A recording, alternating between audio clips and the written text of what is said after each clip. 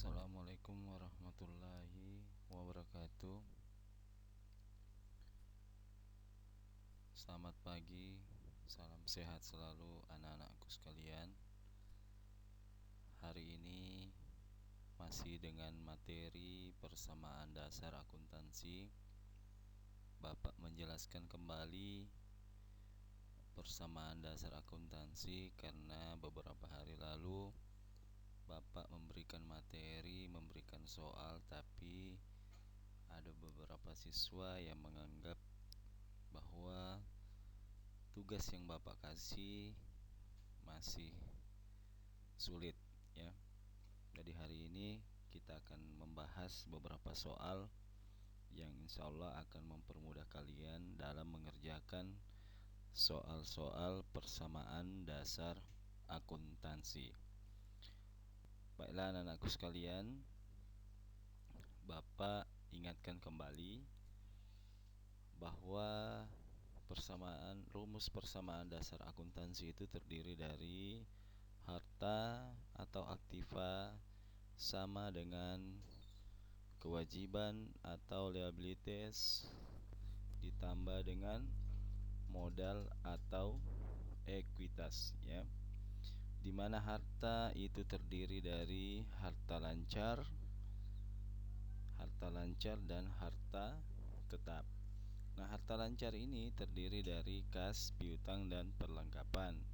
Sedangkan harta tetap itu terdiri dari tanah, gedung, dan mesin-mesin yang masa kegunaannya lebih dari 1 tahun dan digunakan untuk operasional perusahaan. Sedangkan harta lancar merupakan harta yang dapat dicairkan atau cepat dijadikan uang. Kemudian kewajiban itu terdiri dari akun hutang jangka pendek dan hutang jangka panjang. Di mana hutang jangka pendek itu terdiri dari hutang usaha dan hutang wesel. Sedangkan untuk hutang jangka panjang biasanya terdiri dari hutang obligasi maupun hutang surat-surat berharga lainnya yang diterbitkan oleh perusahaan. Sedangkan untuk modal itu terdiri dari modal usaha, modal sekutu, dan juga pendapatan usaha, kemudian beban gaji, beban listrik, dan private ya. Ingat bahwa pendapatan usaha itu akan mempengaruhi modal, di mana modal akan bertambah, sedangkan beban atau biaya gaji itu akan mempengaruhi modal, di mana modal akan berkurang. Begitupun dengan private bahasa akuntansinya itu adalah private, sedangkan bahasa Indonesia atau bahasa sehari-hari private itu adalah pengambilan pribadi ya. Sampai di sini anak-anakku sekalian, insyaallah kalian akan mengerti. Dengan kalian mengerti rumus-rumus akuntansi dan membedakan akun-akun setiap harta, kewajiban, dan modal, maka kalian akan lebih mudah memahami bagaimana membuat tabel persamaan atau mengerjakan persamaan dasar akuntansi. Kemudian untuk lebih jelasnya kita akan membahas beberapa soal yang berhubungan dengan persamaan dasar akuntansi. Di sini kita lihat ada tabel persamaan dasar akuntansi, terdiri ada transaksi, kemudian ada harta terdiri kas, piutang. Ini karena medianya Bapak ini kecil, di PowerPoint kecil, jadi Bapak hanya mengambil akun kas dan piutang. Seandainya kalian mau mengambil akun harta itu lebih banyak, boleh ditambah kolomnya. Misalkan ada kas, piutang, perlengkapan, dan lain-lain ya. Sedangkan untuk hutang dan modal itu karena media Bapak juga kecil, PowerPoint-nya kecil, Bapak sulit untuk menyesuaikan. Jadi sebenarnya hutang seperti hutang bukan hanya hutang saja, seperti Bapak katakan tadi, ada hutang usaha, ada hutang wesel, obligasi, dan surat berharga lainnya. Itu juga bisa dibuatkan tabel, bisa sampai 4-5 tabel ya, sesuai dengan akun-akun yang kalian masukkan. Begitupun dengan modal. Modal juga terdiri dari modal usaha, modal sekutu,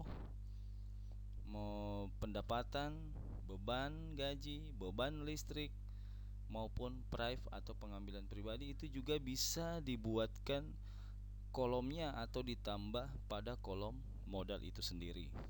Ya. Jadi Bapak di sini hanya, misalnya di sini Bapak harta hanya 2 akun yang Bapak masukkan, sedangkan hutang juga hanya 1 akun yang Bapak masukkan, sedangkan modal juga hanya 1 akun yang Bapak masukkan.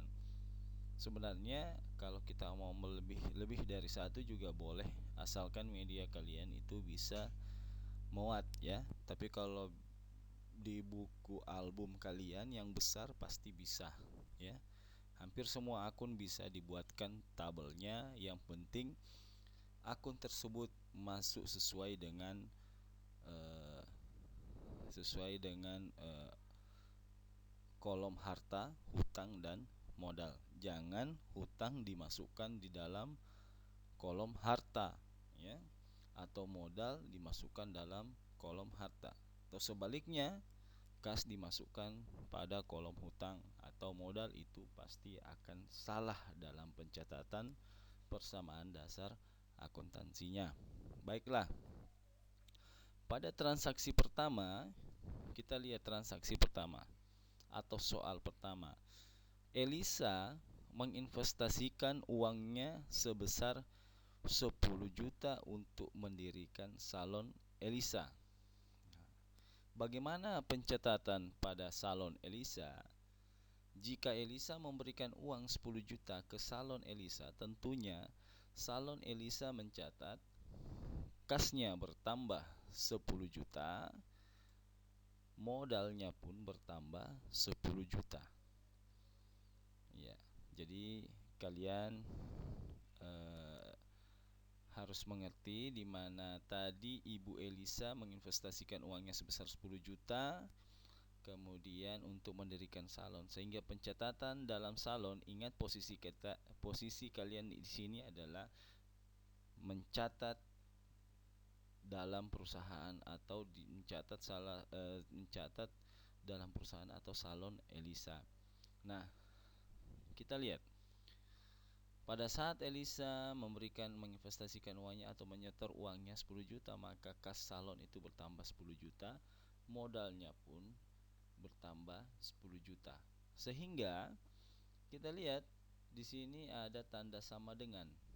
Nah, di mana rumus persamaan dasar akuntansi adalah harta sama dengan hutang ditambah dengan modal. Artinya apabila hutang ditambah dengan modal itu sama dengan jumlah harta, atau sebaliknya, harta sama dengan hutang ditambah dengan modal. Sehingga posisi harta di sini 10 juta pada kas, dan posisi hutang ditambah modal itu juga 10 juta ya. Jadi kita lihat posisi hutang sih belum ada, berarti hanya posisi modal saja, dimana tadi seperti soal tadi bahwa Elisa menginvestasikan uangnya sebesar 10 juta. Baiklah, kita lanjut ke soal berikutnya. Soal berikutnya, salon Elisa meminjam uang dari kreditur sebesar 1 juta. Meminjam uang dari kreditur itu misalkan bank ya, perusahaan-perusahaan jasa yang meminjamkan uang kepada perusahaan, misalnya salon Elisa. Jadi kreditur itu perusahaan yang meminjamkan uang atau orang-orang yang memiliki modal dan meminjamkan kepada perusahaan-perusahaan. Itulah kreditur. Jadi salon Elisa di sini kita lihat kembali ke soal, di mana salon Elisa meminjam uang dari kreditur sebesar 1 juta rupiah. Apa pencatatan di dalam persamaan dasar akuntansi atau pencatatan di dalam salon Elisa itu bertambah pada kas sebesar 1 juta, kemudian hutang bertambah 1 juta. Posisi modal dikosongkan ya.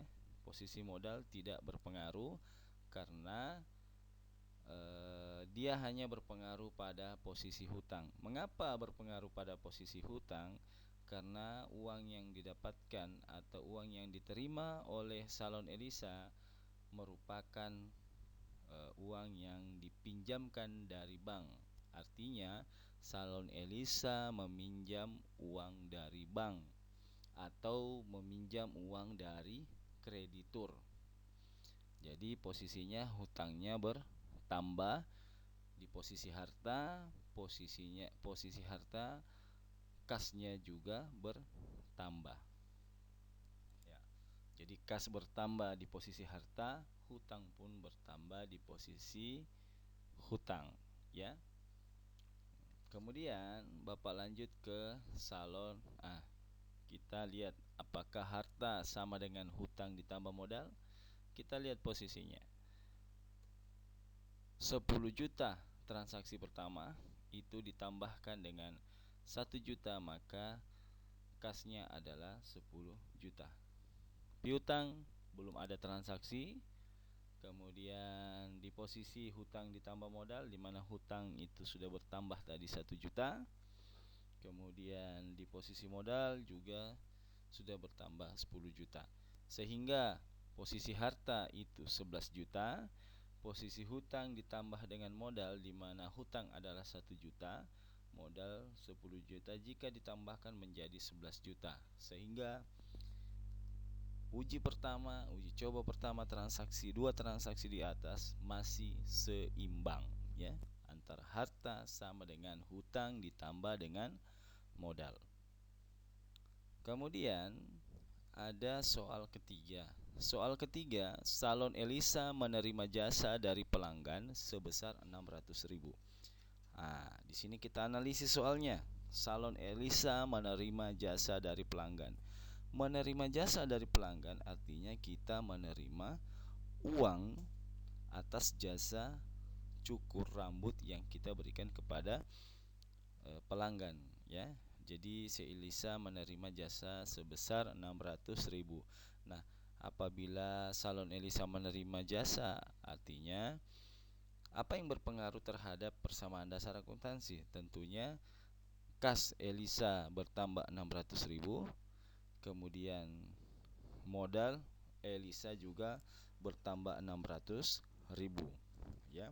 Mengapa posisi modal bertambah 600.000? Karena menerima jasa itu merupakan pendapatan, sedangkan pendapatan masuk dalam kategori modal, atau akun pendapatan itu masuk kategori modal ya. Di dalam modal itu ada akun pendapatan, sehingga mempengaruhi modal 600.000 bertambah dan kas juga bertambah, posisinya 600.000. Baiklah anakku sekalian, kemudian soal keempat.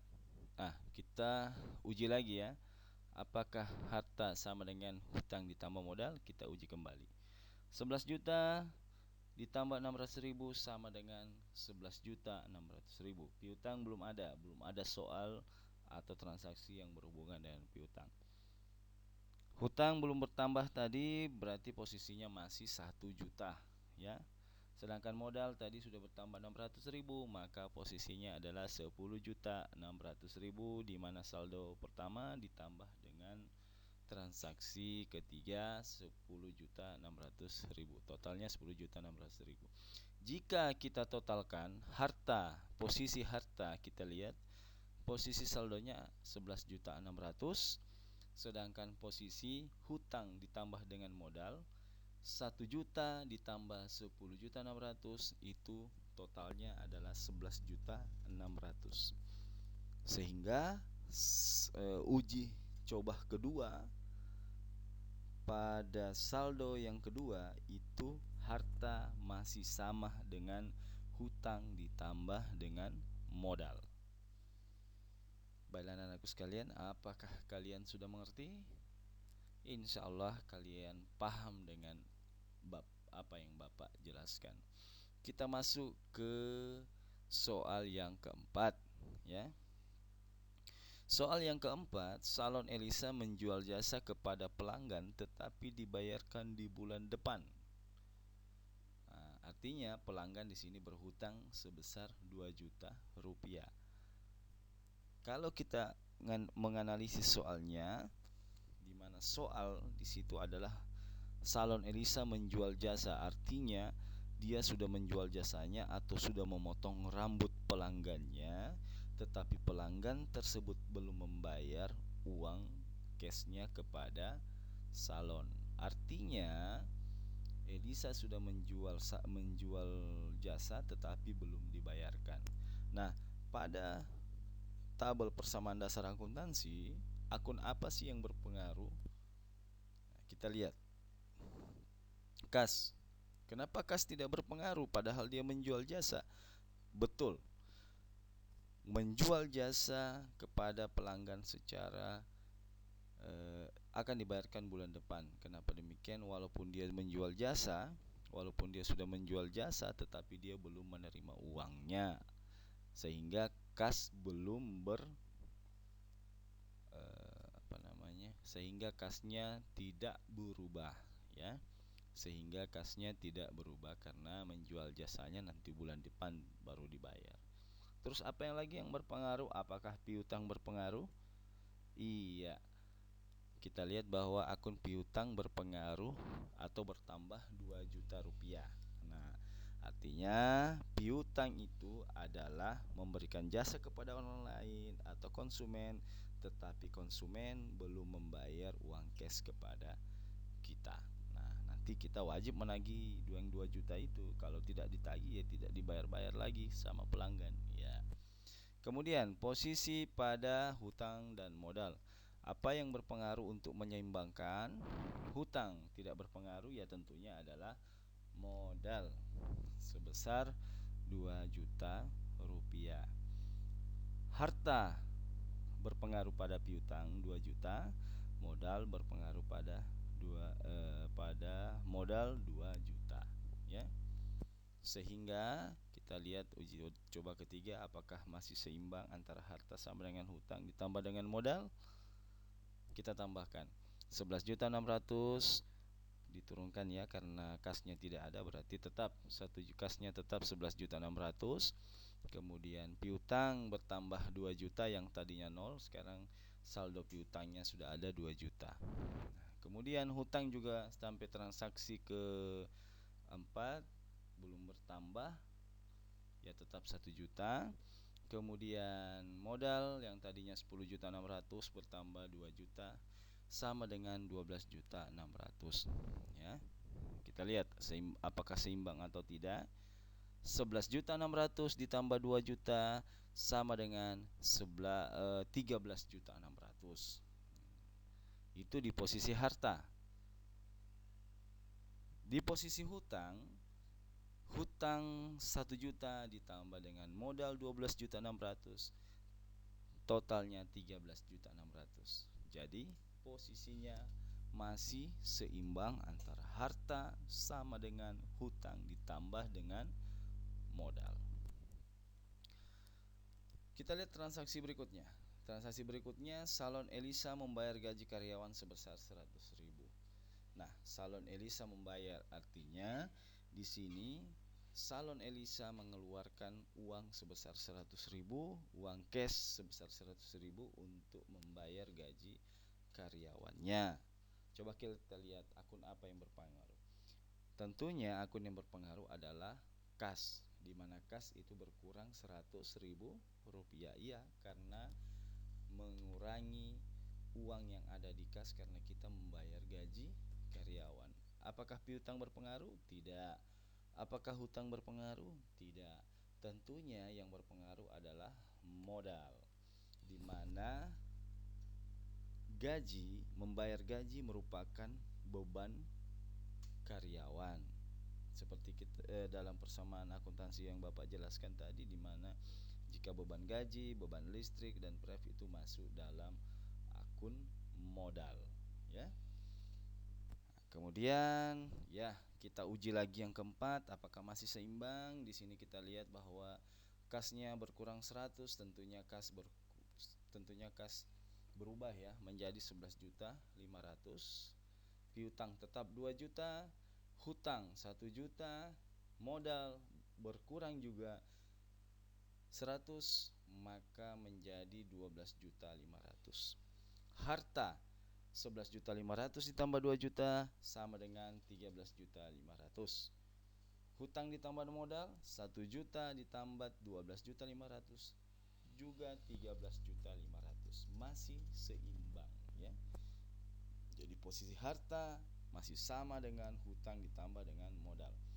Transaksi terakhir, Elisa mengambil uang kas dari perusahaan untuk kepentingan pribadi sebesar 200.000. Seperti yang Bapak jelaskan tadi, kepentingan pribadi itu biasanya dalam bahasa ekonomi akuntansinya adalah prive ya. Prive yang Bapak katakan tadi bahwa prive itu masuk dalam posisi akun modal. Nah, terus apa yang berpengaruh? Yang berpengaruh adalah akun-akun apa saja yang berpengaruh apabila Elisa mengambil uang kas sebesar 200.000. Yang berpengaruh adalah kasnya berkurang 200.000. Apakah piutang berpengaruh? Tentunya tidak. Yang berpengaruh adalah modal. Nah, di dalam modal itu sebenarnya ada keterangan bahwa minus 200.000. Artinya ada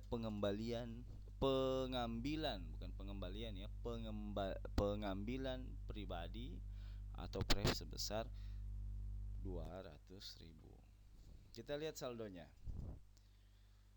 11.500.000 karena tadi si Elisa mengambil uang ya, tentunya kasnya berkurang menjadi 11.300.000 ya. 11.500.000 saldo tadi ya, transaksi sebelumnya dikurangi dengan 200.000 maka menjadi 11.300.000. Piutangnya tetap, maka piutangnya tetap 2 juta, kemudian hutang tetap 1 juta, kemudian modal 12.300.000, di mana 12.500.000 modal transaksi sebelumnya berkurang minus 200.000 rupiah, maka total modalnya 12.300.000. Nah, kita uji apakah harta itu sama dengan hutang ditambah modal. Kita lihat kas 11.300.000 ditambah dengan piutang, totalnya adalah 13.500.000. Kemudian hutang ditambah modal 1 juta ditambah 12.300.000,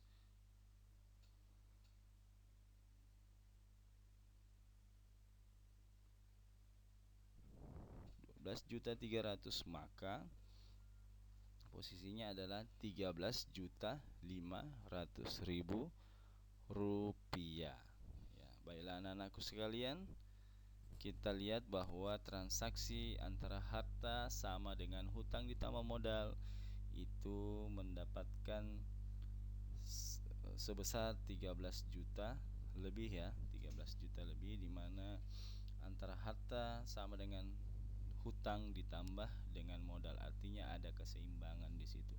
Nah, kalau tidak seimbang, ya biasanya ada yang bertanya, Pak, kalau tidak seimbang apa yang terjadi? Berarti ada terjadi kesalahan pencatatan di dalam persamaan dasar akuntansi ya. Baiklah anak-anakku sekalian, mungkin Bapak akhiri ya pertemuan hari ini. Kalian sehat-sehat di sana, banyak-banyak beribadah, banyak belajar, dan jangan banyak keluar rumah, jaga kesehatan. Demikian, wassalamualaikum warahmatullahi wabarakatuh.